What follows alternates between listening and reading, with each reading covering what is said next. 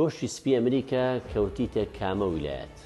ویلایەتی مێریلەند ئەو ویلایەتەیە کەوا دەکەوێتە بەشی ڕۆژهەڵاتی ئەمریکا، دراوسەیە لەگەڵ هەرێک لە ویلایەتەکانی دێلەوەر و پەنسیلڤێنیا و ڤەرجینیا و واروان وێست ڤەرجینیا. ژماری دانیشتوانەکەی نزیکە لە 6,200,000 کەس. پایتەختێکی بچووکیە پێی دەڵێن ئەناپۆلیس کە ژماری دانیشتوانەکەی 41,000 کەس دەبێت. بەڵام گەورە شارێکە ناوی بۆڵتیمۆرە کە ژماری دانیشتوانەکەی نزیکی 600,000 کەس دەبێت. بۆڵتیمۆر ئەو شوێنە بوو کەوا مزگەوتێکی لە کاتی خۆی بەراک ئۆباما سەردانی مزگەوتەی کرد.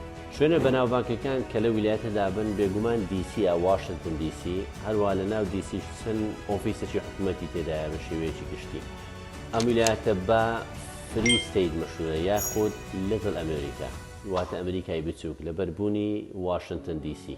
لە ڕووی کەشوو هەواوە شەیەکی گەلە زۆریە، هاوینەکی گەرمی هەیە کە دەکاتە نزیکی 32 پلەی سیلیزی، بەڵام زستانەکەی دادەبەزی بۆ 2 هەتا 5 ناقص پلەی سیلیزی.